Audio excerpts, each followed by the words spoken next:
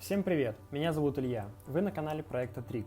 Сегодня мы разберем вопросы, которые у вас могут возникнуть в начале работы с Trig Studio. И первый вопрос: где же скачать Trig Studio? Trig Studio можно скачать на сайте trigset.com в разделе «Скачать». Данный раздел позволяет нам скачать Trig Studio, прошивку для контроллера и пульт управления. Давайте кликнем на раздел Trig Studio. В этом разделе вы можете подробнее ознакомиться с Trig Studio, если перейдете по вот этой ссылке, или, промотав чуть-чуть пониже, вы можете скачать уже две версии, а именно версия 2019.6, самая последняя, актуальная. Эта версия обновляется каждый раз, когда выходит новая студия, то есть в следующий раз здесь будет 2019.7 или 2019.8 и так далее. И самую стабильную и очень старую версию 3.2.0. Я же рекомендую скачивать всегда актуальную версию. Насколько вы успели заметить, вам доступна Trig Studio для Windows, macOS и Linux. Давайте скачаем одну из версий. Итак, а теперь по шагам. С нами поздоровались, добро пожаловать, спасибо. Нажимаем «Далее». Выбираем установочную директорию. Я это сделаю по умолчанию в C Trig Studio. Нажимаю «Далее». Следующее окошко – это выбор компонентов. Здесь все зависит от того, на какой платформе вы собираетесь работать. Например, я собираюсь работать на платформе Trig, поэтому я ставлю галочку в поддержку Trig. Нажимаем «Далее». Следующее окошко – это согласие с лицензией. Я, естественно, согласен, нажимаю «Далее». Здесь, соответственно, вы также можете что-то выбрать. Я нажму по умолчанию «Далее». Все готово к установке. Установить. Если у вас уже была установлена Trig Studio в ту директорию, тогда у вас выскочит подобное окно. Это установщик хочет нам предложить удалить старую Trig Studio и поставить вместо нее новую. Нажимаем «Далее». Нас предупреждают, что директория с программой C Trig Studio будет полностью удалена. Хочу обратить внимание, что если у вас остались в этой папке какие-то ваши сохранения, старые алгоритмы, я советую их перенести в какую-нибудь другую папку, либо устанавливать в другую папку саму Trig Studio. В моем случае я совсем согласен, поэтому нажимаю «Удалить».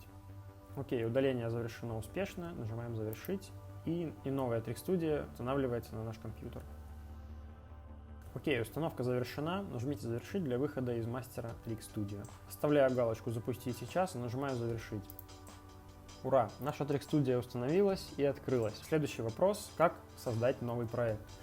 Давайте познакомимся с приветственным окном. У нас открыта вкладочка «Добро пожаловать», написана версия установленной Trig Studio, нарисован логотип, ну и меню для работы с проектами. Давайте создадим новый проект, нажмем на «Создать проект».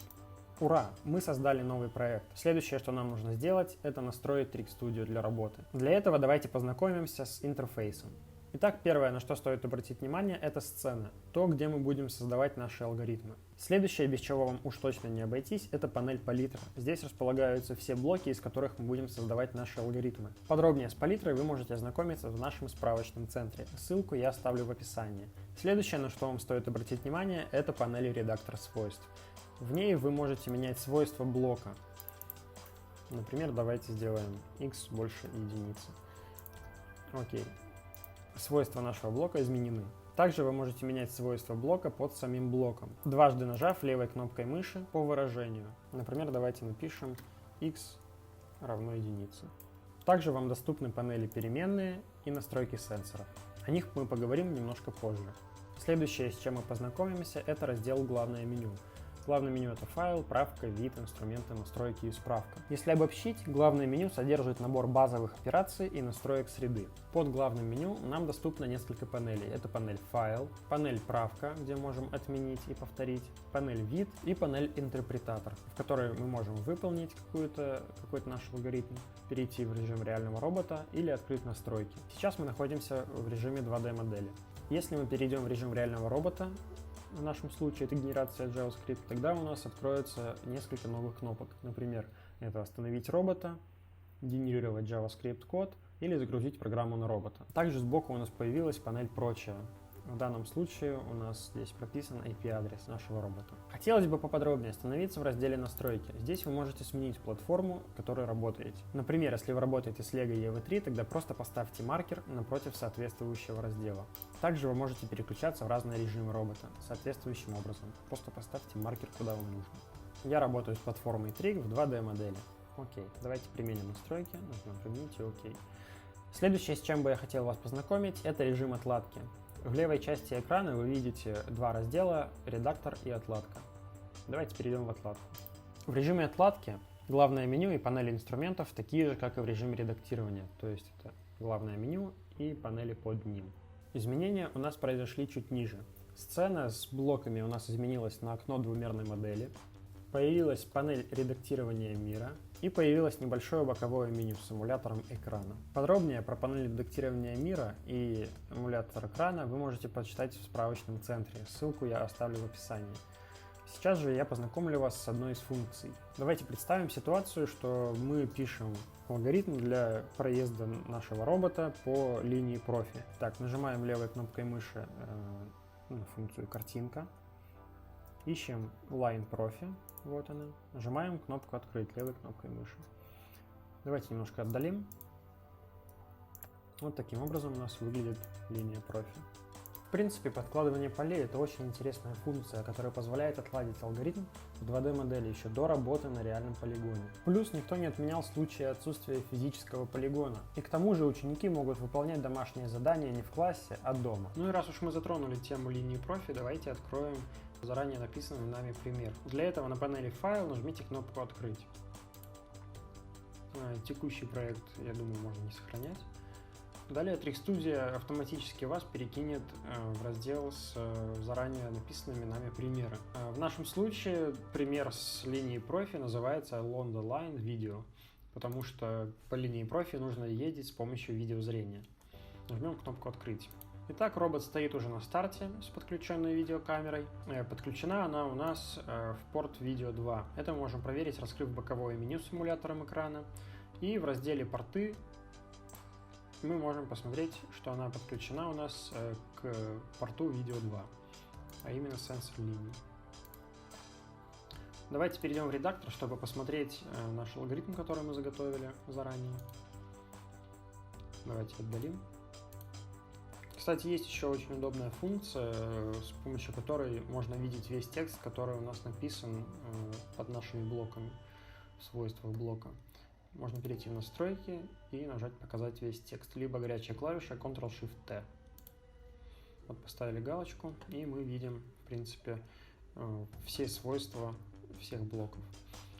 Например, мы видим, если прочитаем наш алгоритм, что у нас после блока начала идет включение видеокамеры, после этого у нас идет смена цвета фона нашего контроллера, в данном случае эмулятора, после этого у нас идет два блока «Написать текст» и потом кнопка «Ввод».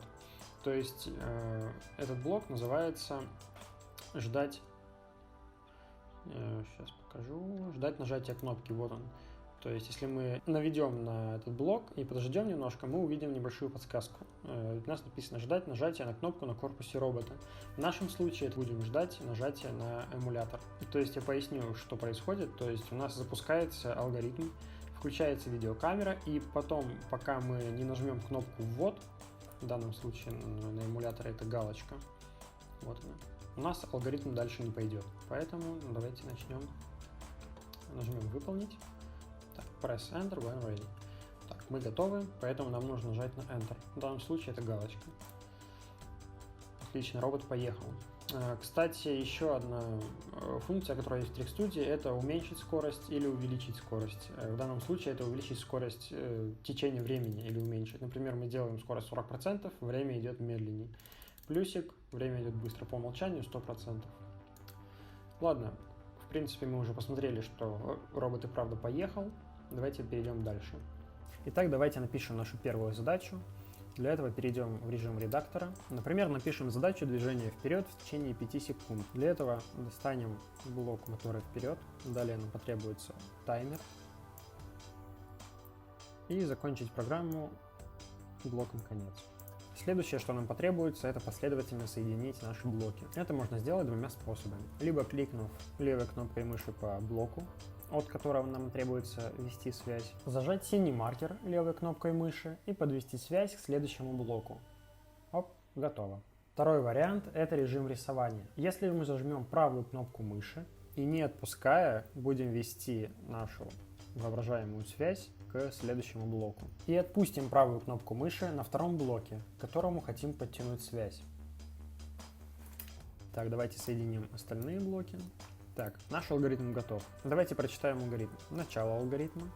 Подаем мощность на моторы M3 и M4.